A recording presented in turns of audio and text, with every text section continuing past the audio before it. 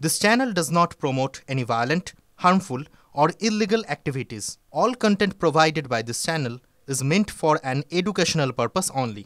MDH chana masala এখন ছোলা হোক বা বরবটি দানা, সাদা চানা হোক বা কালো, সব রান্নাই হবে অসাধারণ। MDH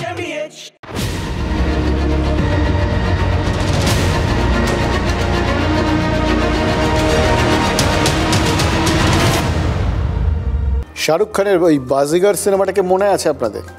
অনেকদিন আগে, বেশ কিছুদিন আগের ব্যাপার, কিন্তু ওই কালকে ভারত পাকিস্তান ম্যাচটা হওয়ার পরেই শুনলাম পাকিস্তানে মানে সিন্ধুর ওপারে সেখানে নাকি ওই বাজিগার সিনেমাটার একটা নতুন স্পেশাল স্ক্রিনিং শুরু হয়েছে।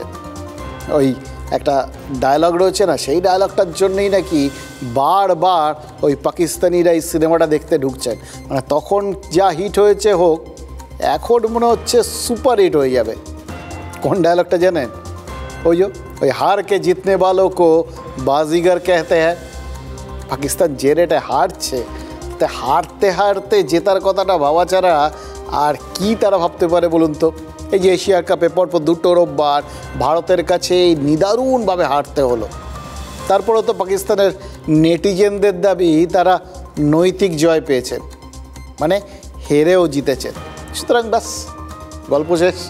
দেশ শুদ্ধ বাজিগার, দেশ শুদ্ধ শাহরুখ খান। যদি আবার ঠেলে ঠুলে কোনোভাবে ইধার উধার করে এশিয়া কাপের ফাইনালে পাকিস্তান উঠে যায়, তাহলে পরের রোববার কী হবে তো বুঝতেই পারছেন।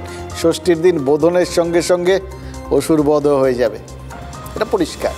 তাই পাকিস্তান বোধহয় সেবার ওই জয়েরই দাবি করবে।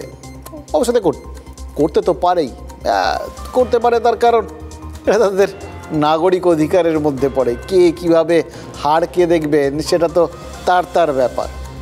আরও একটা জিনিস তারা করতে পারে জানেন তো, ওই মার্ক জুকারবার্গ মানে ওই ফেসবুকের যিনি মালিক আর কি, মেটার মালিক, তার নামটা নোবেলের জন্য সুপারিশ করতে পারে। কারণ ইদারিং এই নোবেল সুপারিশের ব্যাপারে তারা একটু বিদেশিদের ভালো চোখে দেখছে। তো ট্রাম্পের নাম সুপারিশ করেছে, এবার হয়তো জুকারবার্গের নাম সুপারিশ করবে।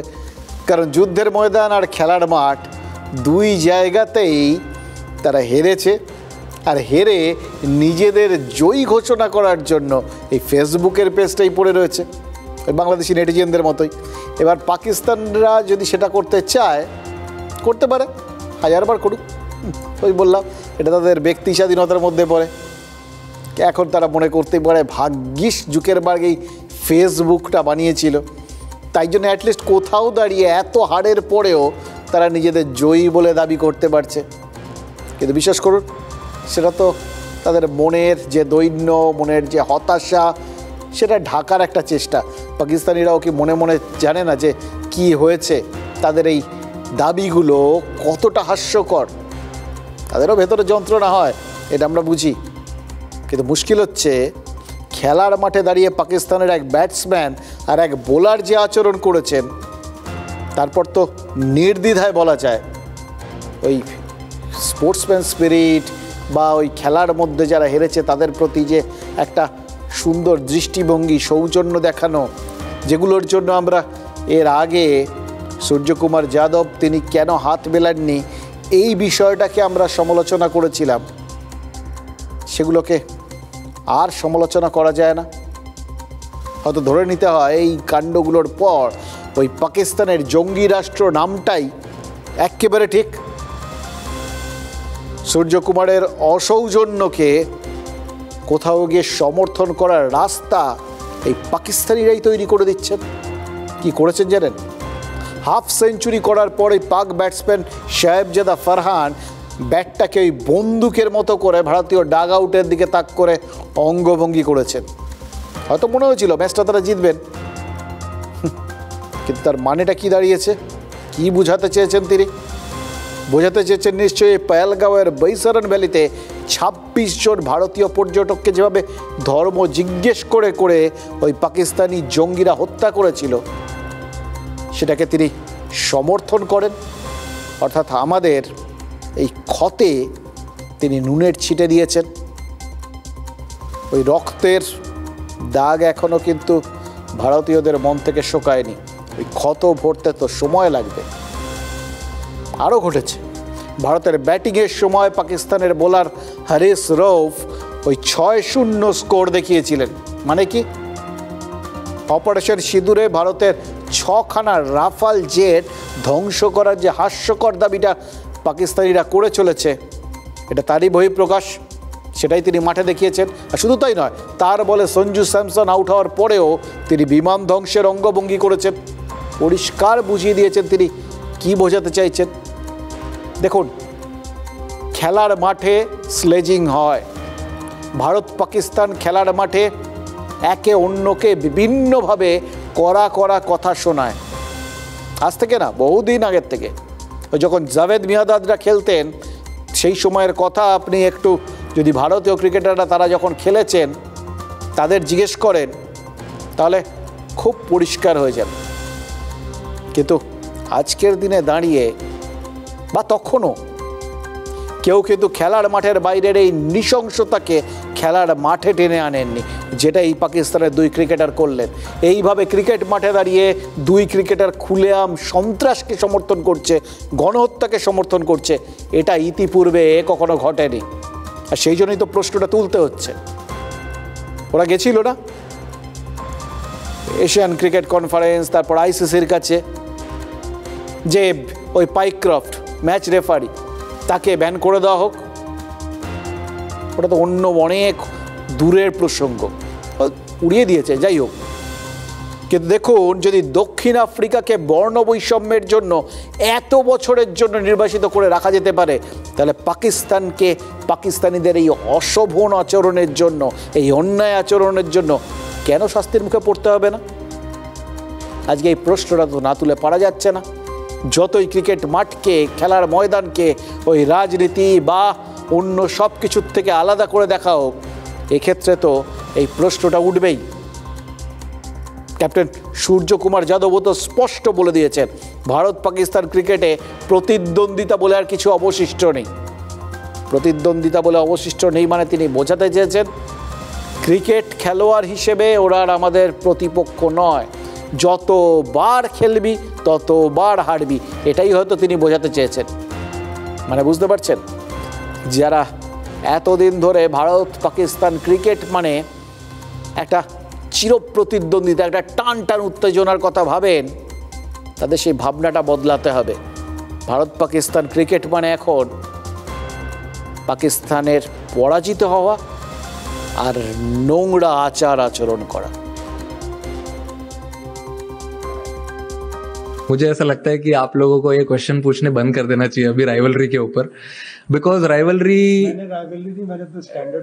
स्टैंडर्ड राइवलरी एक ही बात है सर। कोई टीम अच्छा क्रिकेट खेले नहीं खेले, मेरे हिसाब से अगर 2 टीमें 15-20 मैच खेल रही हैं और उसमें अगर 7 ऑल है या 8-7 से कोई आगे चल रहा है तो उसको अच्छा क्रिकेट खेलना बोलते हैं और उसको राइवलरी बोलते हैं। 13-0, 10-1, मुझे पता नहीं क्या स्टैट है, but this is not a rivalry any more.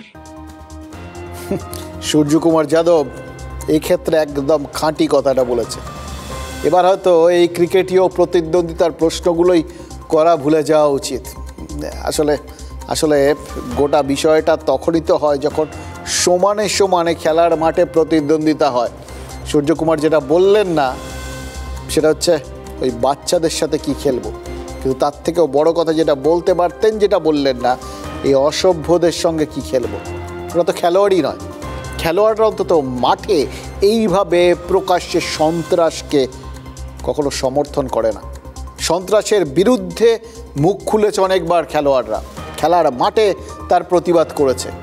আজ থেকে না, সেই জেসি ওয়েন্সের সময় থেকে বিভিন্ন ক্ষেত্রে। কিন্তু এক্ষেত্রে খুব স্পষ্ট এরা আর যাই হন খেলোয়াড় নয়। এবার এদের সঙ্গে তাহলে খেলতে গেলে কি করতে হবে? লিপ রিডিংয়ের কোচিং নিতে হবে।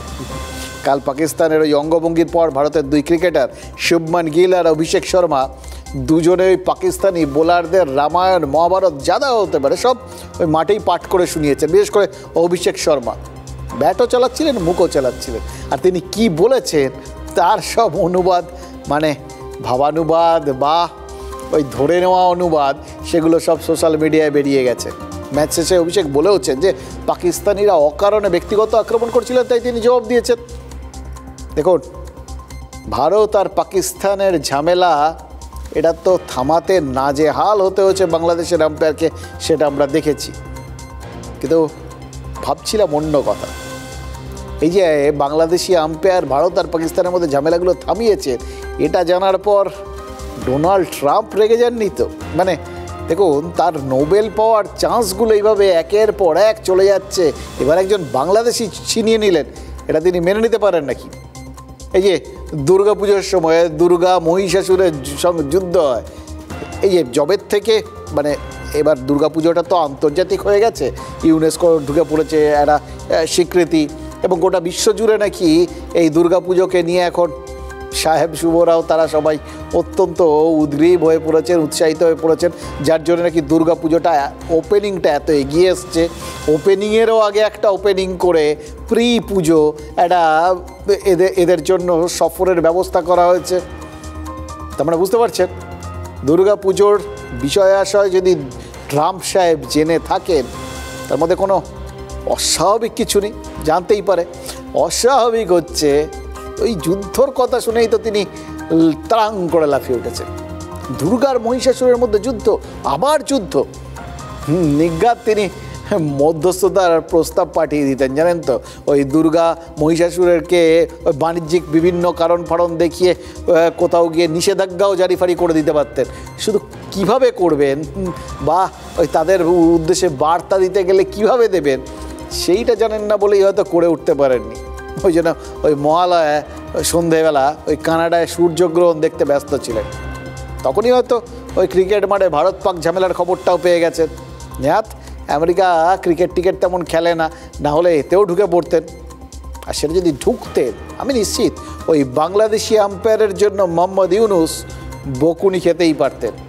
তবে ট্রাম্পকে বুঝতে হবে যে ক্রিকেট মাঠটা তার আম্পায়ারিংয়ের জায়গা নয়, কিন্তু যে মাঠে আম্পায়ারিং করাটা তার ফেভারিট বিষয়, তার ওই চেয়ারে বসার মেয়াদ ফুরোনোর আগেই তিনি কিন্তু সেখানে আম্পায়ারিংয়ের একটা সুযোগ পেয়ে যেতেও পারেন।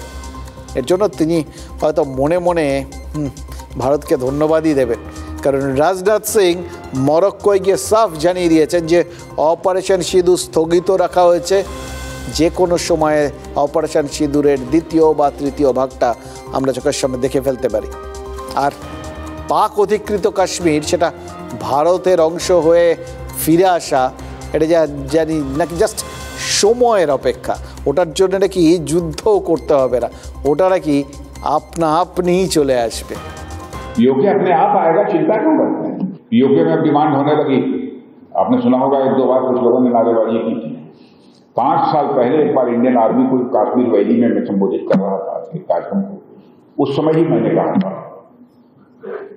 पीओके को आक्रमण करके हड़पने की जरूरत नहीं पड़ेगी, वो तो हमारा पड़ोसी है ही, वो हमारा है ही पीओके।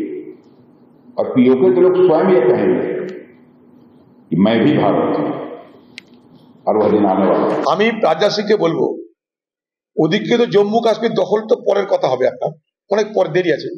আপনি অধিকৃত জম্মু কাশ্মীর থেকে একটা আপেল গাছে একটা আপেল ছিঁড়ে নিয়ে আসুন, তাহলে বুঝবো আপনি বাহাদুর। আমি শুধু বলবো যে এটা স্বাভাবিকভাবে দেশের ভাবনা এবং দেশের সরকারের policy dependent statement. Abhishek Bandyopadhyay তো বলেছিলেন this is the high time, যখন গোটা দেশের 140 কোটি মানুষ আপনাদের পাশে রয়েছে, আপনারা এখন কেন পিওকে দখল করছেন না? গোটা দেশ আপনার সমর্থনে। সেই সময় আমেরিকার হুমকির কাছে মাথা নত করে কার্যত বর্ষতা স্বীকার করেছিল দুর্ভাগ্যজনকভাবে ভারতবর্ষের সরকার, ভারতবর্ষের সেনাবাহিনী সক্ষম। পহেলগাঁও হলো, ওই হলো, সেই হলো, আচ্ছা ওখানে সবাই দেখতে পারলেন, বুঝতে পারলেন যে ট্রাম্প রোজ চোখ রাঙালো, তখন তো মনে পড়েনি, হঠাৎ আজকে সব বলছেন কেন? আবার এই ভোট ঠোট কাছাকাছি এসে গেছে বলে একটু উত্তেজিত করে রাখার চেষ্টা। দেখুন, রাজনাথ সিং যেটা বলেছেন সেটা শুনতে ভালো লেগেছে, এটা নিয়ে সত্যি কিচ্ছু বলার নেই, এবং সেটার মধ্যে টেকনিক্যালি কারেক্ট থাকার একটা চেষ্টা আছে। ওই পাক অধিকৃত কাশ্মীর ওটা তো ভারতের অঙ্গ, সুতরাং ওখানে যারা আছেন তারা ভারতীয় নাগরিক, তারা যে কোনো সময় আমাদের দেশের মানুষ বলে বার্তাটা দিতেই পারেন। এই চিন্তাভাবনার মধ্যে কোনো ভুল নেই। এবার এটার মধ্যে একটা অন্য দিকও আছে, এটা যদি ঘটে, মানে বিনা যুদ্ধে যদি এরকম বিপ্লব ঘটে যাওয়ার মতো ব্যাপার হয়ে যায়, সোজা আমাদের দেশের মধ্যে ওখানকার মানুষজন অনায়াসে আসতে যেতে শুরু করেন, মানে পাকিস্তানিদের মতো ওখান থেকে যে জঙ্গিদের ঢোকান তাদের মতো না, এমনি নর্মাল কোর্সেই পাকিস্তানের ওই দখলদারি মোদ্দা কথা সেটাকে মানে তুলে ছুঁড়ে ফেলে দিয়ে যদি ওখানকার মানুষজন ভারতীয় সংবিধানের ভেতরে যদি চলে আসতে চান, যদি চলে আসেন এবং সেটা যদি বিনা যুদ্ধে হয়, তাহলে ট্রাম্প সাহেবের মহাবিপদ। কারণ যুদ্ধ না হলে তিনি আর হস্তক্ষেপ করবেন কোত্থেকে।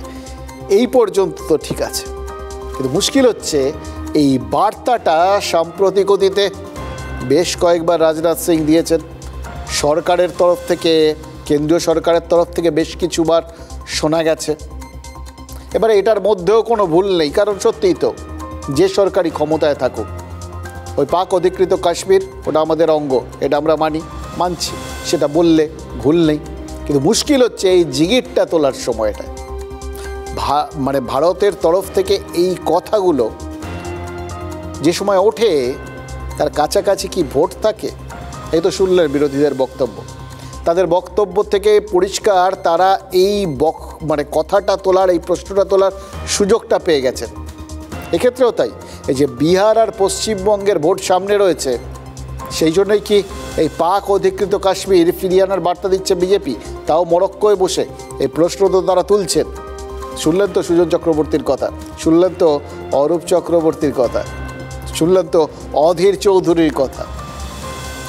হতেই পারে, দেখুন তিনি মরক্কোয় বসে বলেছেন রাজনীতিতে ভৌগোলিক দূরত্ব এগুলো খুব একটা ম্যাটার করে না, কিন্তু সময়টা তো ম্যাটার করে। কোত্থেকে বলছেন, কেন বলছেন? এবার যত বেশি বারবার এগুলো হবে তত কিন্তু অজ্ঞাতে নিজেদের ওপর একটা চাপ সৃষ্টি হতে থাকে। এবার খেয়াল করে দেখুন, অপারেশন সিঁদুরে ভারত মানে একদম মুখের ওপর জবাব দেওয়া যাকে বলে সেটা বারবার দিয়েছে, কিন্তু তারপরেও কেন্দ্রীয় সরকারকে প্রশ্নের মুখে পড়তে হয়েছে যে কেন এই রকমভাবে পাকিস্তানকে অসহায় অবস্থায় পেয়েও ওই পাক অধিকৃত কাশ্মীরটাকে ফিরিয়ে আনা হয়নি, তাদের দখলদারি কেন হটিয়ে দেওয়া হয়? এই প্রশ্ন তো উঠেছে এবং এই প্রশ্নের জবাব দিতে হয়েছে কেন্দ্রীয় সরকারকে। বলতে হয়েছে যে এক্ষেত্রে আগ্রাসনটা তাদের লক্ষ্য ছিল না। তা বুঝতে পারছেন, প্রশ্ন তোলার জায়গা যদি কেউ তৈরি করে দেয় রাজনীতিতে, সেটা যথাসময় উঠবেই, সঠিক সময় উঠবে। এক্ষেত্রে উঠছে এই প্রশ্নগুলো আর বার্তাগুলো, দুটোই খুব মানে গুরুত্বপূর্ণ এবং কোথার থেকে কখন উঠছে সেইটা খুব গুরুত্বপূর্ণ। এই যেরকম শেখ হাসিনা ভারতের অজ্ঞাতবাস থেকে বাংলাদেশে বার্তা পাঠাচ্ছেন, তিনি কুর্সিচ্যুত, 13 মাস হয়ে গেছে তিনি দেশ ছাড়া। বাংলাদেশে তার আর তার পরিবারের সব চিহ্ন ধুয়ে মুছে সাফ করে দিয়েছে ইউনূসের ওই নেতৃত্বাধীন অন্তর্বর্তীকালীন সরকার। বাড়িঘর ভেঙে গুড়িয়ে দেওয়া হয়েছে, মুজিবের কবরও ধ্বংস করার চেষ্টা হয়েছিল, নেহাত সেটা সাধারণ মানুষ রুখে দিয়েছেন, তাই এখনও আস্ত আছে। আওয়ামী লীগ তাদের নিষিদ্ধ ঘোষণা করা হয়েছে, হাসিনা তার পরিবারের লোকেদের ভোটাধিকার কেড়ে নিয়েছে বাংলাদেশের নির্বাচন কমিশন। কিন্তু পরিচয় মুছে দিল, হাসিনা তো মরেননি। আর পালা বদল যদি একবার ঘটাতে পারেন তাহলে ওই বাড়ির থেকে পরিচয়পত্র এগুলো সব বানিয়ে ফেলার কতক্ষণের বিষয়, আপসে হয়ে যাবে। প্রশ্ন হচ্ছে বাংলাদেশের হাওয়াটা ঘোরাবে কে? হাসিনার আশা সাধারণ মানুষ, সেই সাধারণ মানুষ যারা 13 মাস আগে তাকে দেশ ছাড়া করেছিল, আর সেই সাধারণ মানুষ যারা তার পরের 13 মাস ওই ইউনূসের শাসনে ব্যতিব্যস্ত। ভারত থেকে রিমোট কন্ট্রোলে তাদেরই জাগানোর চেষ্টা করলেন শেখ হাসিনা। পরপর 2টো অডিও বার্তা দিয়েছেন তিনি, এগুলো আমাদের হাতে এসছে। আর তাতে বাংলাদেশকে রক্ষা করার দাবি জানিয়েছেন তিনি। এবার কাদের কাছে দাঁড়িয়েছেন? ওই সাধারণ মানুষের কাছে। অর্থাৎ তাদের সামনে তিনি বলতে চেয়েছেন তাদের দেশটা বিপন্ন। দেখুন, ভারত যদি না থাকতো তাহলে হাসিনা এতদিন বেঁচেই থাকতেন না। সিংহাসন নিষ্কণ্টক করতে তাকে সপরিবারে খুন করা হতো, ঠিক যেভাবে ওই শেখ মুজিবকে হত্যা করা হয়েছে। এবার ইউনূসের পেছনে কে রয়েছে সেটা হাসিনা কিন্তু বিলক্ষণ জানেন। যে সেন্ট মার্টিন দ্বীপটা হস্তান্তর না করে তিনি দেশ ছেড়েছেন, সে দ্বীপে এখন বাংলাদেশিরা যেতে পারেন না। আর আমেরিকার ফৌজ বাংলাদেশের সাথে যৌথ মহড়া করছে এখানে। কিন্তু সিন্ধুর ওপারে পাকিস্তান আর পদ্মা পারে বাংলাদেশ, এই দু জায়গায় দুটো পুতুল সরকার বসিয়েছে, তারপরে তো ভারতকে কবজা করতে পারছেন আমেরিকা। দেখুন, ট্রাম্পের যুদ্ধ থামানোর দাবিতেও তো ভারত সায় দেয়নি, শুল্ক চাপিয়েও ভারতকে দমানো যায়নি। জন্মদিনের শুভেচ্ছা জানালেও মোদি প্রতিবাদ স্পষ্ট করে দিয়েছেন যে ভারত যেমন ব্যবহার পাবে ভারতের প্রধানমন্ত্রী হিসেবে তিনি সেই ব্যবহারটাই ফিরিয়ে দেবেন। মানে সব মিলিয়ে ট্রাম্পকে সেই 8-এর দশকের হিন্দি সিনেমার ভিলেনের মতো লাগছে, জানেন তো, যিনি হিরো ভারতের সর্বনাশ করার জন্য একের পর এক চাল চেলে চলেছেন আর প্রত্যেকবার হড়কে পড়ে যাচ্ছেন, শেষ বেলায় মার খাচ্ছেন এবং তারপরেও আবার নতুন করে চাল দেওয়ার জন্য জল মাপছেন, আবার পিছিয়ে পড়ছেন। ওই প্রথমে H-1B ভিসার রেট বাড়িয়ে দিয়েছিলেন, প্রায় 1 কোটি টাকার মতো করে দিয়েছিলেন, যাতে আমেরিকার কোনো কোম্পানি বিদেশি কর্মী নিয়োগ করতে না পারে এবং আমেরিকার মানুষজন চাকরি পেতে পারে, চাকরি পেয়ে যাবে এই আনন্দে হয়তো তাকে সমর্থন করতে পারে। তাতে হলোটা কি?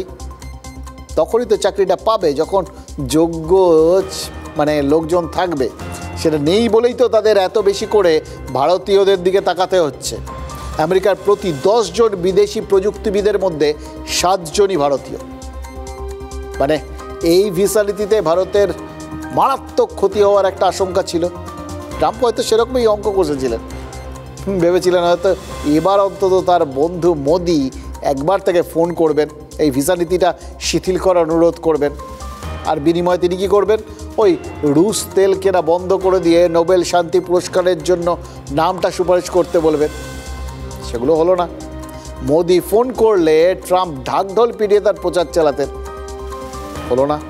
এবারও ট্রাম্পকেই পিছু উঠতে দেখা গেল। রোববার ট্রাম্প প্রশাসন কি জানিয়েছে জানেন?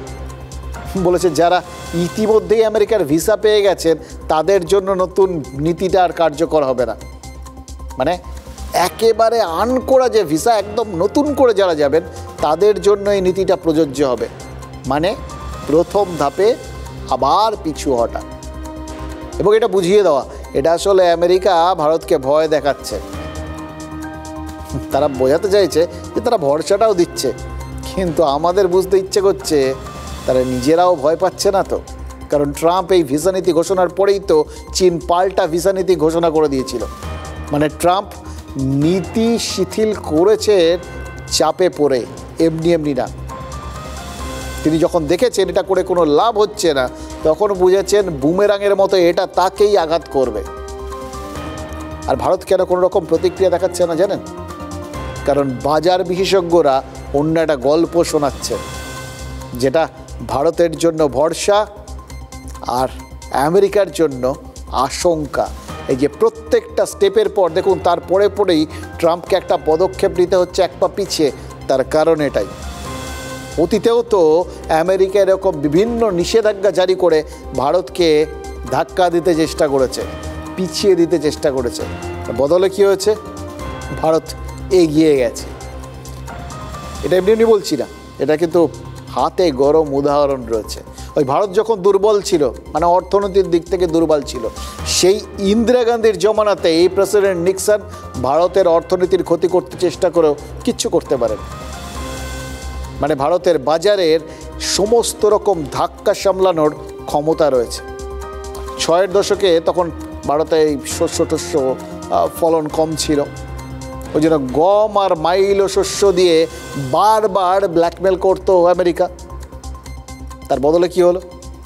দেবো না যেই মুহূর্তে বলল, ভারত খাদ্যে স্বয়ংসম্পূর্ণ হওয়ার একটা উদ্যোগ নিল। লাল বাহাদুর শাস্ত্রী তিনি জয় জওয়ান জয় কিষাণ বললেন, আর ইন্দিরা গান্ধী তার সবুজ বিপ্লবের স্বপ্নকে সফল করলেন। আর আজকের দিনে তাকিয়ে দেখুন তার সুফল। ভারত অন্য দেশে আজকাল ত্রাণ পাঠায়, আমাদের কোনো ক্ষতি হয়, লাভই হয়েছে। সাপে বর বলে না, এটা ঠিক তাই। আমেরিকার ক্ষেত্রে এটা বারবার হয়। যতবার ওরা এটা করেন, যতবার আমাদের সাপ দেন, ততবারই আমাদের বড় হয়ে সেটা দাঁড়ায়। ট্রাম্প প্রযুক্তি ক্ষেত্রে এই যে আমাদের জলে ফেলার চেষ্টা করলেন, আমাদের ডোবাতে চেষ্টা করলেন, তার বদলে ভাসিয়ে তুললেন না তো। এটাই তো নতুন চিন্তাভাবনা।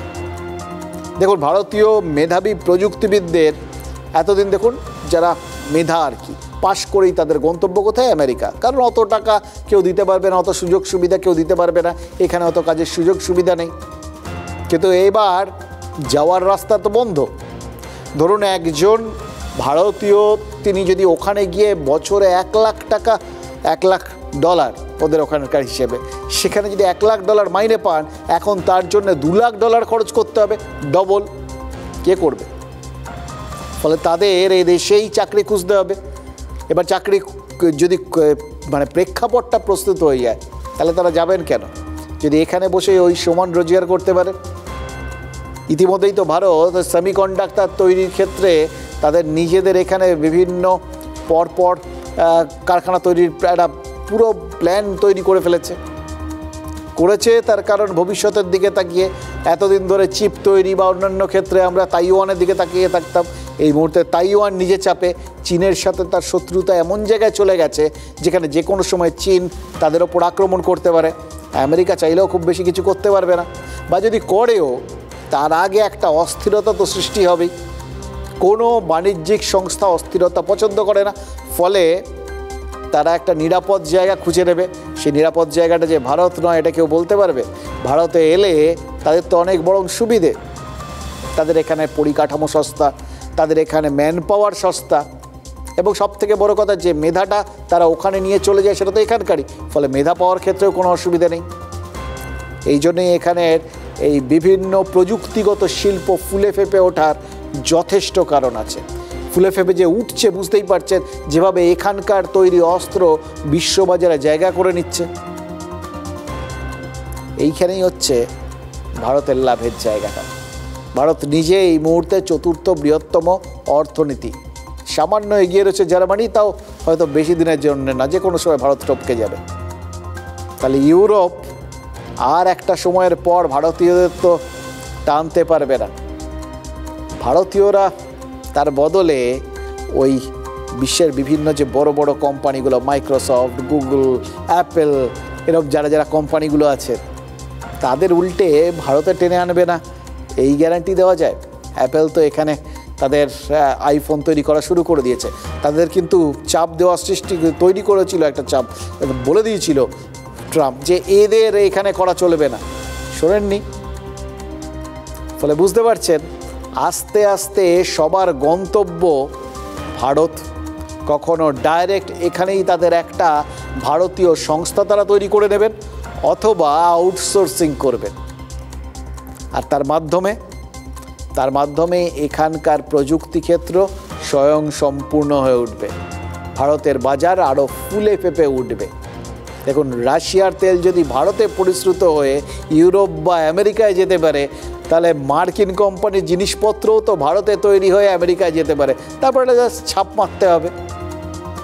সমস্যা শুধু একটা জায়গাতে, মানসিকতা বদলাচ্ছে, কিন্তু আরও দ্রুত বদলানোর জায়গা, এবং এটা খুব দ্রুত হওয়া দরকার। কারণ প্রধানমন্ত্রী নরেন্দ্র মোদী এই জন্যই গুজরাটের ভাবনগরে বলেছেন ভারতের সবথেকে বড় শত্রু হচ্ছে আত্মনির্ভরতার অভাব।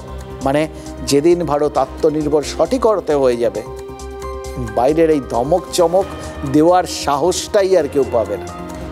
दुनिया में हमारा कोई बड़ा दुश्मन नहीं है। अगर हमारा कोई दुश्मन है तो वो है दूसरे देशों पर हमारी निर्भरता। जितनी ज्यादा विदेशी निर्भरता, उतनी ज्यादा देश की विफलता।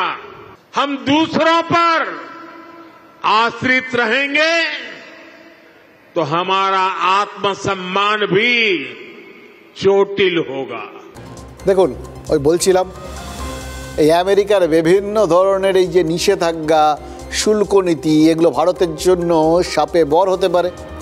এই যে তারা আমাদের ওপর বিভিন্ন ট্যাক্স চাপিয়েছিল, তাতে আমাদের এখানকার বাজারে একটা প্রভাব পড়ার একটা সম্ভাবনা ছিল। শেয়ার বাজার আজকে যখন খুলেছিল তখন একসময় 500 পয়েন্ট পড়ে গেছিল সেন্সেক্স, অর্থাৎ একটা প্রভাব পড়ার একটা আশঙ্কা কোথাও কোথাও কাজ করছিল, কিন্তু দ্রুত সেই লসটা মেকআপ করে নিয়েছে শেয়ার বাজার। কেন? কারণ সেই লস মেকআপ করার মতো একটা ব্যবস্থা বা একটা সিদ্ধান্তও তো বাজারে এসে গেছে। দেখুন, জিএসটি কমিয়ে সার্বিকভাবে দেশের জনতাকে কিন্তু একটা বিকল্প রাস্তা, সুরাহার রাস্তা বলতে পারেন, সেটা কেন্দ্রীয় সরকার দেখিয়ে দিয়েছে। তাও কোন সময়? একদম উৎসবের শুরুতে। এবার দেখুন, ভোট আর উৎসবকে আজকাল এই কারণেই মানুষ কিন্তু খুব ভালোবাসছে, কারণ এই দুটো যখনই আসছে রাজনীতি উপুড় করে দেওয়ার চেষ্টা করছে। হ্যাঁ, পাচ্ছি আপনি আমি, পরে শুষে নিচ্ছে এটা ঠিক, কিন্তু দিচ্ছে তো, এটাই বা কম কি বলুন তো? না দিয়ে যদি শুষে নিত তাহলে তো কষ্টটা আরও বাড়তো, যা পাওয়া যায় আর কি।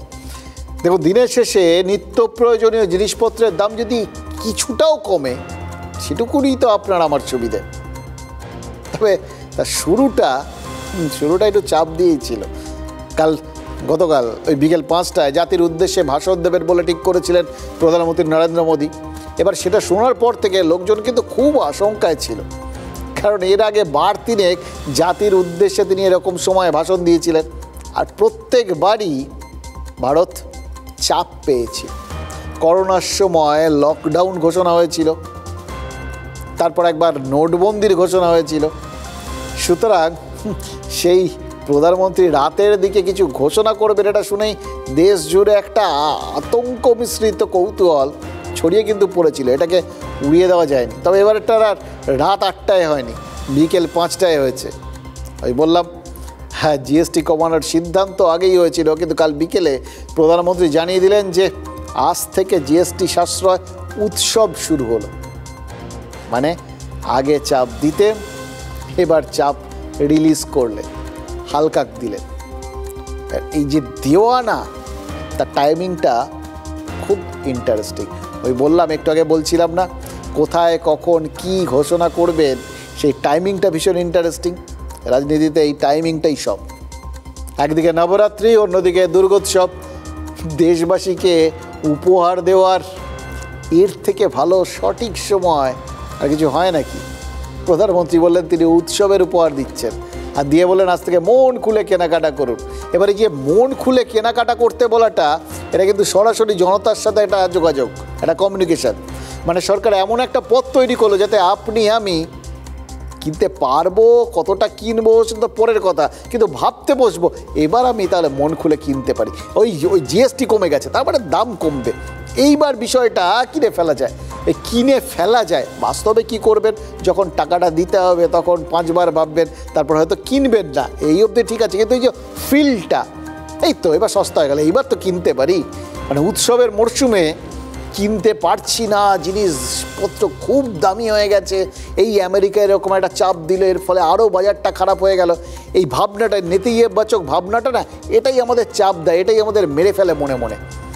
ঠিক সেই জায়গায় তার উল্টোটা হচ্ছে, আমরা হঠাৎ ফুরফুরে হয়ে ভাবতে শুরু করছি এইবার তো সব জিনিসপত্র আমাদের নাগালের মধ্যে চলে গেল, এই কিনলাম বলে। এই ব্যাপারটাই হচ্ছে জনমোহিনী, এইটাই হচ্ছে আসল মন নিয়ে খেলা। দেখুন, একজন লক্ষ্মীর ভাণ্ডার পেয়ে যতটা লাভবান হচ্ছেন, একইভাবে তিনি হয়তো ভাববেন এই লক্ষ্মীর ভাণ্ডারের টাকাটা আরও বেশি কার্যকরী হচ্ছে এবার, কারণ এটা দিয়ে অনেক বেশি জিনিসপত্র কিনতে পারবো। এটাই অর্থনীতি। জিএসটি কমায় একজন প্রান্তিক, একজন মধ্যবিত্ত, একজন দিন আনা দিন খাওয়া, সবাই এক সরল রেখায় চলে এলো। 4টে স্ল্যাব উঠে গেছে, আজ থেকে কম বেশি 175টা নিত্য প্রয়োজনীয় জিনিসের দাম কমেছে। এর মধ্যে দুধ, ঘি যেরকম রয়েছে তেমন মেডিক্লেম রয়েছে, ওষুধ রয়েছে। এবার এগুলোর ক্ষেত্রে দেখুন, দাম যে কমেছে বা কমবে বলছি এই জন্যে যে বহু মানুষের কাছে, বহু ব্যবসায়ীর কাছে আগের দামে তোলা জিনিসপত্র রয়েছে, হিসেব মতো তাদের এই নতুন জিএসটিতেই যে সেগুলোকে বিক্রি করার কথা, কারণ অতীতেও দেখা গেছে এরকম ক্ষেত্রে চাপটা পড়ে এই ব্যবসায়ীদের ওপর। কিন্তু ব্যবসায়ীরা অধিকাংশ সময় যেটা করেন, এই পুরনো স্টকগুলোকে আগে পুরনো দামেই বিক্রি করেন। আর এক্ষেত্রে এটাও খুব ইন্টারেস্টিং, জানেন তো, ঠিক এই একটা জায়গাতে ওই অনলাইনের সঙ্গে দোকানে যাওয়া, এই দুটোর একটা ফারাক তৈরি হয়ে গেছে। অনলাইন সেখানটায় পুরোটাই যেহেতু ডিজিটাল মাধ্যমে কেনা বেচাটা হয়, সেখানে তারা কিন্তু বড় বড় করে বিজ্ঞাপন করার একটা সুযোগ পেয়ে গেছেন যে তারা এই অমুক তারিখে 22 তারিখ থেকে তারা জিএসটি কমিয়ে নতুন হারে জিনিসপত্রের দাম করছে। এবার তার মধ্যে জিনিসের কতটা দাম বাড়ছে সেটা তো পরের কথা, কিন্তু ওই কমছে এই বিজ্ঞাপন করার রাস্তাটা তারা পেয়ে গেছে। এই রাস্তাটা সংস্থাগুলো করছে, কিন্তু বাজারে দোকানপাট তারা তো ওইভাবে দামগুলো সচরাচর বিজ্ঞাপন করে না, সংস্থা করে। সংস্থা বলছে এবার নতুন দাম, সে গাড়ি কোম্পানির থেকে অন্য কোম্পানি, কিন্তু দোকানে যখন যাচ্ছেন তখন ওই কম দামে জিনিস পাচ্ছেন কি? এটাই হচ্ছে ইন্টারেস্টিং। দেখুন, সাম্প্রতিক প্রবণতা বলছে মানুষজন অনলাইনের কেনাকাটার থেকে আস্তে আস্তে দোকানে গিয়ে জিনিসপত্র কেনার দিকে আবার ঝুঁকছিলেন। মাঝখানে এই চলটা পুরো উল্টো দিকে চলে গেছিল, সবাই অনলাইনের দিকে ঝাঁপাচ্ছিলেন। কিন্তু এই ক্ষেত্রে ওই অনলাইন আবার একটা নতুন সুযোগ পেয়ে গেল আলাদা করে মানুষজনের সামনে গোটা বিষয়টাকে তুলে ধরার। মানে অর্থনৈতিক ক্ষেত্রে কত ইধার উধার হচ্ছে ব্যাপারগুলো বুঝতে পারছেন। ডিজিটাল ভারতকে যারা প্রমোট করার চেষ্টা করছিলেন তাদের ক্ষেত্রে এটা সুবিধে হলো। এবার আরেকটা জিনিসও রয়েছে, ধরুন মেডিক্লেম বলা হচ্ছে সমস্ত রকম জিএসটি উঠে গেল, ওষুধপত্র অনেক ওষুধের জিএসটি শূন্য হয়ে গেল।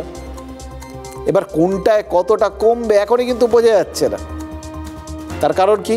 কারণ এই মানুষজন তো এই বেশি দাম দেওয়া তো অভ্যস্ত হয়ে গেছে, এইটা মাথায় রেখে এরা অন্যভাবে যে দামটা বাড়িয়ে নেবে না, আপনি তো সেটা গ্যারান্টি দিতে পারবেন না।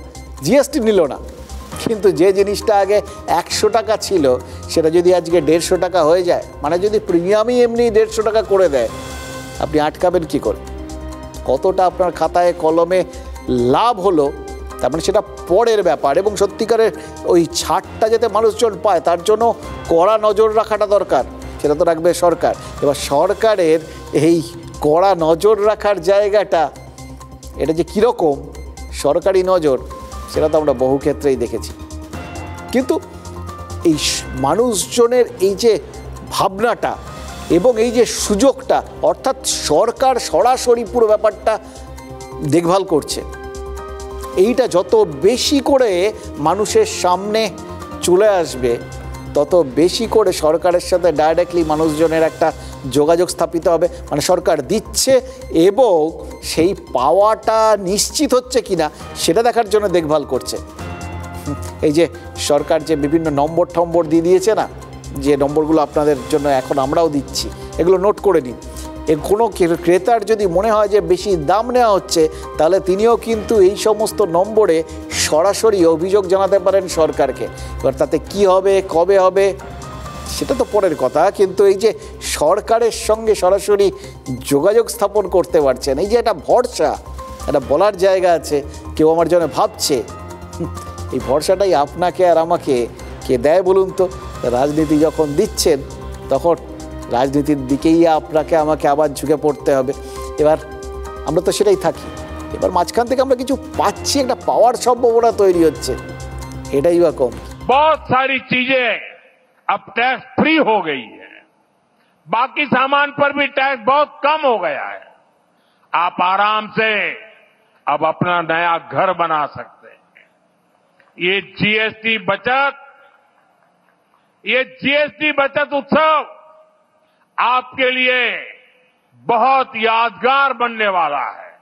অনেক বিক্রেতা তারা চাইবেন, তারা সাধারণ মানুষকে ঘোরানোর চেষ্টা করবেন, বলবেন না আমার আজকের থেকে আমি দিতে পারবো না, আমার কাছে পুরনো স্টক আছে এইসব। কিন্তু ধরুন তো যদি জিনিসের দামটা আজকে থেকে বাড়ানোর কথা বলা হতো, তাহলে কিন্তু সঙ্গে সঙ্গে জিনিসের দাম বেড়ে যায়। আমাদের কাছে নতুন প্রিন্ট কিন্তু এখনো পর্যন্ত আসেনি, তা সত্ত্বেও কিন্তু আমাদের কিন্তু জিএসটি অনুযায়ী এমআরপিটাকে আমাদের পুরো মানে কম দামি এমআরপিটাকে লিখতে আমরা বাধ্য, এবং এটাই আমাদের কাস্টমারকে দিতে হচ্ছে। কোম্পানির ঘর থেকে যতক্ষণ পুরনো স্টকের মাল বেরাবে ততক্ষণ কমার কোনো সম্ভাবনা নেই আপাতত। দেখুন, জিএসটি রাজ দেশের আর্থিক ক্ষেত্রে বড় পরিবর্তন যে আনতে পারে এটা নিয়ে তো কোনো সংশয় নেই, কিন্তু পরিবর্তন তো রাজনীতিতেও হচ্ছে। এটা অবশ্য সাদা চোখে দেখা যাচ্ছে না, কারণ আমরা যেটা সাদা চোখে দেখতে পাই না, রাজনীতি ঠিক ব্যাঁকা চোখে দেখে ফেলতে পারে। এই যে এতদিন বাংলার মানুষ সরকারি সুযোগ সুবিধা বলতে কি বুঝতেন? জানতেন ওই লক্ষ্মীর ভাণ্ডার, কন্যাশ্রী, সবুজ সাথীর মতো প্রকল্প, আয়ুষ্মান ভারত, এই প্রকল্পটা কেন্দ্রীয় সরকার বাংলায় আনতে চেয়েছিলেন, কিন্তু তৃণমূল সরকার নো এন্ট্রি বোর্ড দেখিয়ে দিয়েছে। তার বদলে বাংলার মানুষ স্বাস্থ্যসাথী পাচ্ছেন, ফলে আয়ুষ্মান না পাওয়া নিয়ে লোকের খুব একটা মাথা ব্যথা নেই। কিন্তু জিএসটি কমাটা এই প্রথম বিজেপি কিন্তু ডাইরেক্ট বাংলার মানুষকেও প্রভাবিত করতে পারবে। এবং এমন একটা সময় করতে পারবে যখন সামনে ভোট রয়েছে 26-এ, মানে নো এন্ট্রি বোর্ড সরিয়ে বিজেপি সরাসরি বাংলায় ঢুকতে পারছে। বিজেপির নেতারা তাই জন্য ঝাঁপিয়ে পড়ছেন। আর ওই বললাম, আপনি কি করলেন তার থেকেও বেশি ইম্পর্টেন্ট আপনি কি বোঝালেন। এই যে মানুষজনের জন্য আমরা সাশ্রয় তৈরি করে দিচ্ছি, এইটা একটা ভাবনা চারপাশে ছড়িয়ে গেছে। এবার সেইটা মানুষের মনে আরও ঠেসে ঢোকানোর জন্য জিএসটি সাশ্রয় সপ্তাহ পালন করছে বিজেপি। 22 থেকে 29 সেপ্টেম্বর, মানে গতকাল থেকে সপ্তমী পর্যন্ত বিজেপির নেতারা পুজোর ময়দানে থাকছেন। মানে মানুষের ফুরফুরে মেজাজে আপনি নেতিবাচক কিছু না দিয়ে একটা পজিটিভ ইতিবাচক ভাবনা তাদের মনে ঢুকিয়ে দিচ্ছেন। এই ইতিবাচক ভাবনাটা মনের মধ্যে ঢোকানোটা অনেক সহজ, জানেন তো। নেতিবাচক জিনিস আর কত নেবো, সারাদিন ধরে তাই নিচ্ছি। দেখুন, তৃণমূল পুজোর ময়দানকে ফাঁকা পেয়ে এতদিন দাপিয়ে বেড়াচ্ছিল, উদ্বোধন সব করছিলেন মমতা বন্দ্যোপাধ্যায়, এবং এই আলোচনাও শুরু হয়ে গেছিল যে অন্যান্যবার পুজোর উদ্বোধনটা শুধু পুজোর উদ্বোধন থাকে। এবার সেখান থেকে তিনি রাজনৈতিক বক্তব্য রাখছেন, কখনো পরিযায়ী, কখনো কেন্দ্রীয় সরকার, এগুলো বলছেন। অর্থাৎ তিনি একটা হালকা মানে পুজোর মোড়কে প্রচার নামিয়ে দিচ্ছেন। কিন্তু জিএসটি কমাকে কেন্দ্র করে বিজেপিও তার পাল্টা হিসেবে নেমে পড়ার সুযোগটা পেয়ে গেল। আর তাই জন্য তৃণমূলকেও জিএসটি নিয়ে যুদ্ধে ঝাঁপাতে হচ্ছেই। এটা কিন্তু বিজেপির জন্য অ্যাডভান্টেজ, সুবিধে, কারণ তৃণমূলকে তারা তাদের ময়দানে টেনে আনতে হয়েছে। খেয়াল করে দেখুন, এতদিন ধরে যেগুলো নিয়ে তৃণমূল কথা বলছিল, ওই পরিযায়ী শ্রমিক থেকে বাংলা ভাষা, এগুলো সব তৃণমূলের ময়দান। তৃণমূল এই ইস্যুগুলোকে তৈরি করেছে এবং সেইগুলোকে নিয়ে লড়ে যাচ্ছে। এইবার সেইখানে ঢুকে সেগুলোর বিরোধিতা করাটা খুব কঠিন জায়গা ছিল বিজেপির পক্ষে। কিন্তু এইবার তারা নিজেদের জন্য আমার একটা মাঠ পেয়ে গেল, নিজেদের নিয়মে তারা খেললো এবং সেই খেলাতে এবার তৃণমূলকে ঢুকতে হচ্ছে, কিন্তু তাদের নিজেদের নিয়মটাতে, মানে বিজেপির নিয়মটাতে এসে। ঠিক যেভাবে ওই বাংলা ভাষা সংক্রান্ত বিষয় নিয়ে বিরোধিতা করাটা বিজেপির পক্ষে সমস্যা, ঠিক একইভাবে তৃণমূলের পক্ষে এই জিএসটি নিয়ে বিরোধিতা করাটা অসুবিধে। তার কারণ এই জিএসটি কমলে তো আমজনতার সুবিধে, আমজনতার যাতে সুবিধে সেটার বিরোধিতা কি করে একটা রাজনৈতিক দল করে, তাই না? এবার এই ভাবনা থেকে, এই শুরুর থেকে সাবধানী ছিল তৃণমূল। তাই জন্য এটাকে তারা রইয়ে ঢোকা বলে না, সেইটা করছিল। জিএসটি লাগুর কারণটা, মানে বিষয়টাকে, এই যে দাম জিএসটি কমছে, এতে মানুষের দাম কমবে, খরচ কমবে, এইটাকে তারা স্বাগত জানিয়ে এর স্রোতের মানে অভিমুখে ঢুকে পড়ছিল গোটা ব্যাপারটার মধ্যে। এবার একবার ঢুকে পড়ে তারপর তারা প্রশ্ন তুলতে শুরু করেছে যে ওই জিএসটি লাগুর কৃতিত্ব কি শুধু বিজেপির? আসল কৃতিত্ব তো আমার। মানে সরাসরি তার উল্টোমুখী যদি তারা আসতো, সংঘাতে যেত, সেখানে ধাক্কা লাগতো, মানুষের সেক্ষেত্রে মনে হতো যে না, এরা আমাদের ভালো চায় না। কিন্তু যখন এটার মধ্যে ঢুকে পড়ে তারা এটাকে ভালো বলল, তাহলে মানুষ ভাবলো যে হ্যাঁ, এরা তো ঠিক কথাই বলছে, ভালো জিনিসটাকে ভালো বলছে। এবার ঢুকে তারপর মানুষের এই সামান্য মানে পা ফেলার জায়গাটা যে মুহূর্তে মানুষের মনে পেয়ে গেল, তখন বলতে শুরু করলো এটা তো আমাদের জন্য তোমরা পেলে। মানে জনতার যা ভালো, সেই ভালোগুলো নিয়েই এবার কাড়াকাড়ি শুরু হয়ে গেল। এতে কে কত ভালো করে মানুষজনকে বোঝাতে পারবে, এবার কিন্তু কে বেশি ফল পাবে সেটা তার ওপর নির্ভর করবে। হোলির উৎসবকে মাথায় রেখে মাননীয় প্রধানমন্ত্রী এই ডেট ঠিক করেছেন যে মাতৃপক্ষ শুরু হলো এবং মাতৃপক্ষের শুরুর পরই প্রায় নিত্য প্রয়োজনীয় 150-র বেশি জিনিসের দাম আজকে থেকে কমে যাচ্ছে, এবং এটা পুজোর আগে বাঙালি সহ সমস্ত দেশবাসীকে মাননীয় প্রধানমন্ত্রীর উপহার। খাতা পেন কিসে জিএসটি নেই, তো ট্যাক্স করে অর্থনীতির 12টা বাজিয়ে দিয়েছে। মানুষ এদেরকে বেগ দিয়েছে, এখন উপায় নেই, জিএসটি কমাতে হচ্ছে। আমি আপনাদের বলছি এই জিএসটি আরও কমবে। সেন্ট্রাল গভর্নমেন্টের কোনো ক্রেডিট নেই। আমি এটা প্রথম দাবি করেছিলাম চিঠি লিখে যে ইন্স্যুরেন্স থেকে জিএসটি তুলে নেওয়া উচিত। আমার বাংলার মানুষদের জন্য বাংলা থেকে আমার 20,000 কোটি টাকার এর জন্য রেভিনিউ লস হবে। সংসারটা চালাবো কোথার থেকে? কিন্তু তা সত্ত্বেও আমি খুশি যে সুযোগটা মানুষ পেয়েছে, যেখান থেকে ওকে আমাদের জোগাড় করতে হবে। রাজ্য সরকার কি বলে দিল? মমতা বন্দ্যোপাধ্যায় বললেন জিএসটি কমায় সরকারের 20,000 কোটি টাকার লস হয়েছে। মমতা বন্দ্যোপাধ্যায় বললেন টানাটানির সংসারে এই ক্ষতিটা তিনি মেনে নিচ্ছেন। কাদের জন্য? স্রেফ আপনার আমার ভালোর জন্য। এবার দেখুন, এটা যখন হবে, আমরা এটা শুনে শুনে অভ্যস্ত হয়ে গেছি, সরকারের দিন আনি দিন খাই অবস্থা, টাকা পয়সার খুব টানাটানি। এবার তার ওপরে এই যে জিএসটি কমলো, এতে যে সরকারের আয় আরও কমে যাবে এটা আমরা জানি। এবার কতটা কমবে সেটা নিয়ে হয়তো মানে মতামতের বিভিন্ন রকম থাকতে পারে, কিন্তু কমবে যে, সরকারের অনটন যে আরেকটু বাড়বে। হ্যাঁ, আর তার উপরে ওই জিএসটির যে ভাগটা সরকার পায়, রাজ্য সরকার পায়, সেটা নিয়ে তো প্রতিনিয়ত একটা বিতর্ক লেগেই থাকে যে যতটা প্রাপ্য ততটা দেয় না কেন্দ্র, দিতে দেরি করে, তার ফলে সমস্যা বাড়ে, এগুলো তো আছেই। ফলে সেই টানাটানির সংসারে টানাটানি আরও বাড়বে, এটা আমরা বুঝে গেলাম। এর থেকে বুঝতে আমাদের সহজ আর কিছু নেই। কিন্তু সেইটার পরেও যেহেতু আপনার আমার ভালো হচ্ছে, সেই জন্যে সরকার এই জিএসটি কমাকে অভ্যর্থনা জানাচ্ছে, আমাদের এই গোটা ব্যাপারটাকে স্বাগত জানাচ্ছে, তাহলে বুঝতে পারছেন সরকার আমাদের কত ভালোবাসে, আমাদের জন্য কতটা ত্যাগ স্বীকার করছে। সুতরাং আমরা রাজনীতির প্রতি কৃতজ্ঞ। কিন্তু রাজ্য সরকার যেটা বলছে সেটার মধ্যে তো এই মানেটাও লুকিয়ে রয়েছে যে কেন্দ্রের বিজেপি সরকার তার মানে জিএসটি কমিয়ে আপনার আমার ভালো করেছে, এটা তো মেনে নিচ্ছে। মানে বিজেপি সরকার ভালো কাজ করেছে, এটা ঘুরিয়ে হলেও স্বীকার তো করা হলো। কিন্তু প্রশ্ন সেটা না, প্রশ্নটা বুঝিয়ে দেওয়া হলো যে আপনাদের জন্য ক্ষতি স্বীকার আমরা করলাম, কিন্তু ক্ষতিটা আলটিমেটলি আপনাদেরই হবে, এবং সেটা কিন্তু ওই বিজেপির জন্য হবে। এটা হচ্ছে বোঝানোর স্টাইল। দেখুন, একদিকে মানুষের মন রক্ষা আর একদিকে ক্ষয়রাতির জোগান।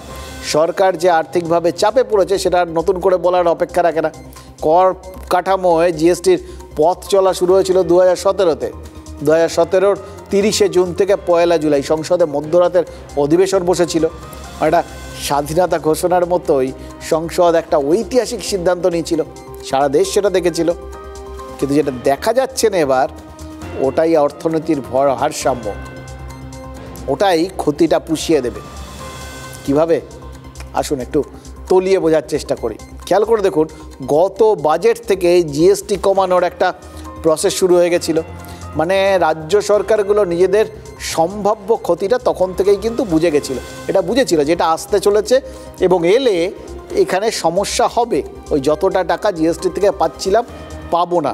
সুতরাং আমাদের যদি আগামী বাজেটের কথা ভাবতে হয় তাহলে অগ্রিম কিছু প্ল্যান করে রাখতে হবে, নাহলে কিন্তু যখন কমবে তখন সমস্যা। জিএসটি কমানোয় কেন্দ্রের ক্ষতি হচ্ছে প্রায় 30,000 কোটি টাকা। এটা নিশ্চয়ই কেন্দ্রকে কোথাও না কোথাও থেকে তুলতে হবে, নাহলে যেটা সংসার, তো আপনার আমার থেকে ভালো কে বোঝে, সংসার একদম রাবণের চিতা, আপনি যা ঢালবেন সেটাই অ্যাডজাস্ট হয়ে যাবে। আজকে যদি আপনার 100 টাকা রোজগার হয় তাহলে আপনার সংসারের মধ্যে সেই টাকাগুলো বিভিন্ন খাতে ঢুকে যাবে। কালকে আপনার টাকাটা যদি বেড়ে 200 টাকা হয়, দেখবেন সেটাও ওই অদ্ভুতভাবে ওই বিভিন্ন খাতেই ঢুকে গেছে। তা আপনি যদি ভাবেন যে আগে তো 100 টাকা ছিল, এবার 200 টাকা হচ্ছে, ফলে 100 টাকা করে প্রত্যেক মাসে আমার হাতে কর করে থাকবে, জীবনে দেখতে পাবেন না, আজ পর্যন্ত কেউ দেখতে পায়নি। এটাই হচ্ছে মজা। সুতরাং সরকার জানে যে তাদের ওই 30,000 কোটি টাকা কোথাও থেকে মেকআপ করতে হবে। এবার কেন্দ্রীয় সরকারের হিসেব হচ্ছে এতে রাজ্যের ক্ষতি হবে কত? 900 কোটি টাকা। যদিও মমতা বন্দ্যোপাধ্যায় বলেছেন বা রাজ্য সরকার বলছে যে তাদের 20,000 কোটি টাকা ক্ষতি, কিন্তু সেটা তো যাই হোক, ক্ষতি যেটাই ক্ষতি হোক, একটা ক্ষতি আছে। এবার এই ক্ষতিটা হবে এবং এই ক্ষতিটাকে যে মেটাতে হবে, না হলে আর চলবে কি করে, এটা তো রাজ্য সরকার জানতো। সেটা মেটানোর হিসেবটাও গত বছর জুলাই থেকেই শুরু হয়ে গেছে। কি হয়েছে ভাবছেন তো? প্রত্যেক স্কোয়ার ফুটে জমির দাম সরকারিভাবে প্রায় দ্বিগুণ বেড়ে গেছে। ফলে তার বাবদ, ওই রেজিস্ট্রি বাবদ সরকারের যা টাকা প্রাপ্য ছিল সেটা বেড়ে গেছে। এইভাবেই সরকার কিন্তু বাড়তি আয়ের একটা রাস্তা খুলেছে। আরও অনেক রাস্তা হয়তো খুলে রাখা হয়েছে, যেগুলো আপনি আমি এখন আমাদের চোখে পড়ছে না, আস্তে আস্তে পড়ে যাবে। তবে যেটা মানে অলরেডি চোখে পড়ে গেছে সেটা একটু পরিষ্কার করে দিই। ধরুন বিটি রোডের আশপাশের এলাকা, আগে দাম ছিল প্রত্যেক স্কোয়ার ফুটে 4,708 টাকা, সেটা এখন কত হয়েছে জানেন? 8,850 টাকা, মানে প্রায় 88%, প্রায় ডবল হয়ে গেছে। সোনারপুরে সরকারি জমির দাম 83% বেড়েছে, মানে এখানেও প্রায় ডবল। একইভাবে নিউ টাউনে 76% বেড়েছে, সেটাও ডবল। 650 প্রায় 1200-1300 এরকম ব্যাপারভাবে চলছে। প্রায় সব জায়গাতেই এরমভাবে বেড়ে গেছে এবং চুপচাপ বেড়ে গেছে। আপনি জানতেও পারেন, কারণ কে আর রোজ রোজ মানে সবাই মিলে সকালবেলা যেরকম বাজার করতে যাই সেরকম তো আমরা ফ্ল্যাট কিনতে বেরোই না, ফলে সবার মধ্যে আলোচনাও হয় না, সবাই জানতেও পারি না। কিন্তু ফ্ল্যাট কেনা তো চলছে, কেনা বেচা তো চলছে, কেউ না কেউ তো কিনছেন, এবং যারাই কিনছেন ওই স্ট্যাম্প ডিউটিতে সেই টাকাটা পুষিয়ে যাচ্ছে। সরকার বাড়তি টাকা আয় করতে শুরু করেছে। এই যে ঘাটতি সেটা হওয়ার আগের থেকে, কোভিড পর্ব থেকে স্ট্যাম্প ডিউটিতে যে 2% ছাড় আর সার্কেল রেটে যে 10% ছাড় দিত সরকার, গত বছর জুলাই থেকে কিন্তু সেটাও তুলে দেওয়া হয়েছে। মানে যেদিন থেকে জিএসটি কমানোর প্রক্রিয়া শুরু, সেদিন থেকেই আয় বাড়ানোর প্রক্রিয়াটা শুরু হয়ে গেছিল। কার পকেটের ওপর দিয়ে সেটা করা হচ্ছিল? আপনার আমার পকেট দিয়ে। জিএসটির কারণে এই ক্ষতিটা খানিকটা হলেও এতে পুষে যেতে পারে, আপনার আমার পকেট থেকেই যে পুষে যেতে পারে, এটা তার মানে আপনি আমি খেয়াল করি। আসলে হয়তো দেখা যাবে জমি বা ফ্ল্যাট কেনা বেচায় এই যে বাড়তি এখন টাকাটা নেওয়া হচ্ছে না, যে বাড়িয়ে দেওয়া হয়েছে রেটটা, তাতে সরকারের যা আয় হচ্ছে সেটা হয়তো এই জিএসটি বাবদ যে খরচ বা যে লস তার থেকেও বেশি। ঘরে ঘরে দেখা যাবে লাভই হচ্ছে। এরকম আর যে কিসে কিসে আছে আবার বলছি, সেগুলো এখনও ধরা পড়েনি। ধরা পড়লে দেখবেন মানুষজনের বোঝাটা, এই বোঝা হালকা হওয়ার আগেই অলরেডি বেড়েছিল। তার মানে রাজনীতি একদিকে দিচ্ছে, আবার একদিকে নিয়েও নিচ্ছে, এটাই ভারসাম্য। অঙ্কটা কঠিন, কিন্তু বোঝাটা মোটেও অসম্ভব নয়, জানেন তো। হঠাৎ করে জমি রেজিস্ট্রি করতে এসে জানতে পারলাম ভ্যালুয়েশন বেড়ে গেছে, রেজিস্ট্রেশন ফি ন্যাচারালি অনেক বেড়ে গেছে। এটা জানি না সরকার এটা কাদের দিকে তাকিয়ে করল। আমি জমি রেজিস্ট্রি করতে এসেছিলাম, 10 কাঠা জমিতে প্রায় আমার লেগেছে 65,000 টাকা লেগেছে। হঠাৎ করে দেখি যে প্রচুর জমির দাম, ফ্ল্যাটের দাম, ভ্যালুয়েশন প্রায় 1.5, যার ভ্যালু হচ্ছে 4 লাখ কাঠা, মানে 10 লাখ টাকা, 3,000 টাকা স্কোয়ার ফিট, সেটা হয়ে গেছে 4,500 টাকা স্কোয়ার ফিট। এখন যা অবস্থা দাঁড়িয়েছে ভ্যালুয়েশন সব মিলিয়ে সাধারণ লোক, আমাদের মতো লোকের পক্ষে প্রমোটারদের কাছ থেকে পারচেজ করা খুবই টাউনসাম ব্যাপার। রাজস্ব ক্ষতি হলেই সেই ক্ষতিটা পোষানোর জন্য সরকার বিভিন্ন অপশনগুলোকে এখন দেখছে, কিন্তু এটা আদতে গিয়ে কিন্তু আমজনতার উপরে চাপ সৃষ্টি করবে। তাদের জমি বাড়ি কিনবার যে পরিকল্পনা, যে স্বপ্ন, সেটা হয়তো ব্যাহত হবে। কানে যদি জল ঢোকে না, আমরা কি করি, বেশি জল কানে ঢেলে জলটাকে বার করে দিই। দিদি সেই চালাকি করছে, কানে হয়তো একটু জল ঢুকেছে, দিদি আরো বেশি জল ঢেলে সেটাকে বার করছে। ভালো করে খেয়াল করলে দেখবেন ওষুধের দাম 10% বাড়িয়ে দেওয়াটা অ্যালাউড। সব জিনিসগুলোর দাম বাড়ানো হলো, তারপরে আমি জিএসটি কমালাম। সেলের বাজার হয় না, যে দাম বাড়িয়ে দিলাম তারপর সেল বলে চাচালাম, কে বলে আরে দাম বাড়িয়ে কমিয়ে দিল, এটা উসুল করে নিল উল্টো দিক দিয়ে। এবার দেখুন, তার মানে বুঝতেই পারছেন, পুজোর বাজারে মন যখন উড়ু উড়ু, ওই কাশফুল, পেঁজা তুলোর মতো আকাশ, পুজোর ঢাকের শব্দ, এর মধ্যে যদি আবার এই পকেট থেকে টাকা বেরিয়ে যাওয়ার গল্পটা মনের মধ্যে খচখচ করতে শুরু করে, তখন তো আবার কোথাও একটা সংঘাতও তৈরি হতে পারে মনের মধ্যে, না যে এটা কি হলো, এ কোথাও গিয়ে আমাদের সঙ্গে এটা প্রবঞ্চনা করা হচ্ছে না তো, দেওয়ার কথা বলা হচ্ছে, আসলে তার আগে নিয়ে নেওয়া হচ্ছে, আমাদেরই টাকা নিয়ে আমাদেরই দেওয়া হচ্ছে, এটা কীরকম ব্যাপার। আসলে যখনই না, এটা একটা অদ্ভুত ব্যাপার, জানেন তো, মানে রাজা প্রজার এই যে সম্পর্ক, এটা একটা অদ্ভুত জায়গা। যখনই কোনো রাজত্বে দেখবেন খরা অনার সৃষ্টি হয়েছে, মরক লেগেছে, প্রজারা খেপে উঠেছে, আর ইতিহাস কি বলে জানেন, তখনই রাজা রাজরারা ধুমধাম করে উৎসব পালনে মেতে ওঠেন। রোমান সাম্রাজ্যে কর বাড়ানোর পর, যুদ্ধে অগণিত সৈন্যের মৃত্যুর পর যখন বিদ্রোহ দানা বেঁধেছে, তখনই রোমান সম্রাট আদেশ দিয়েছেন সবাইকে কলোসিয়ামে ডাকো, ধুলো উড়ুক, খেলা হোক, সবাই ভুলে যাবে। আমাদের রাজ্যেও কি তাই হচ্ছে? মুর্শিদাবাদের জলঙ্গিতে চাঁদা তুলে রাস্তা সারাচ্ছেন গ্রামবাসীরা, কারণ জলঙ্গির দেবীপুরে 200 মিটার রাস্তা সারানোর মতো সময় নাকি ওই পঞ্চায়েত থেকে শুরু করে ব্লক প্রশাসন কারণ নেই। রাজ্যে যখন একের পর এক পুজোর উদ্বোধন হচ্ছে, মুখ্যমন্ত্রী যখন নিজে মানুষকে উৎসবে সামিল হতে বলছেন, প্রশাসনের টপ টু বটম যখন উৎসবের দিনগুলোকে নিরাপদে আর নিরুপদ্রবে কাটানোর জন্য মাথার ঘাম পায়ে ফেলছে, তখন রাজ্যেরই এক জায়গায় মানুষ চাঁদা তুলে রাস্তা সারাচ্ছেন। তারাও হয়তো বুঝে গেছেন এই যে জিএসটি কমছে, সেটা আমাদের পকেট থেকে নেওয়া টাকা দিয়েই যখন ভরাট করতে হবে, মানে মোদ্দা কথা আমাদের যা হবে সেগুলো আমাদেরই দিতে হবে, আমাদেরই করতে হবে। তাই তারা আর ভায়া মিডিয়া সরকার কেন করবেন? তাদের মনে হচ্ছে এটা ডাইরেক্ট আমরাই করে ফেলি। অন্তত চলাচলের মতো রাস্তা তৈরি করছেন বলে আমরা তাদের এই উদ্যোগটাকে একটু অন্য চোখে দেখছি।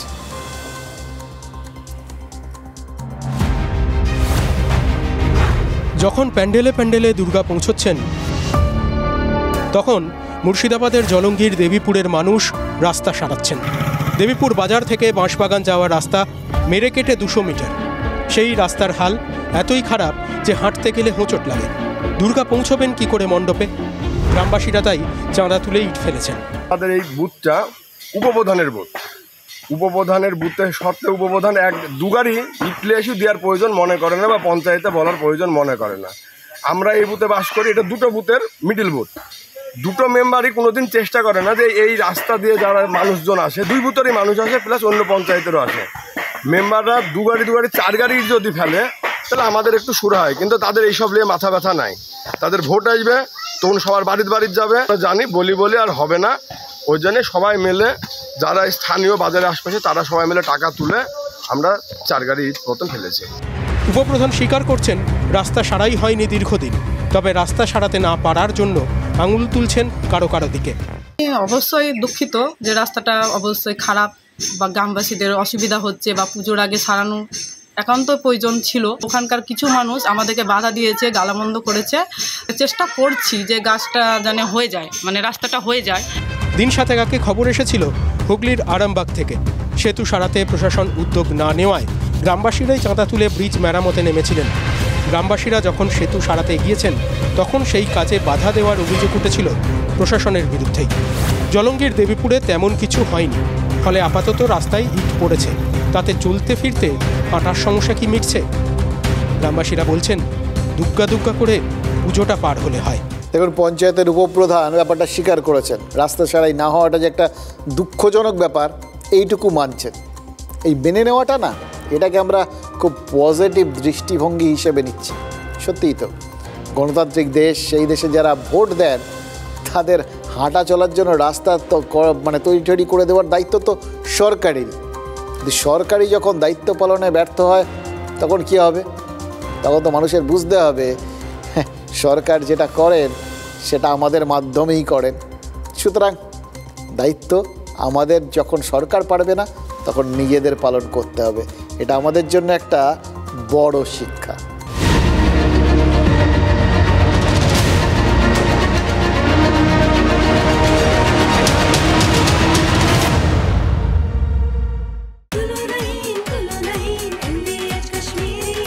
আরে কম দে কিন্তু খাঁটি দে। MDH কাশ্মীরি লাল লঙ্কার গুঁড়ো। MDH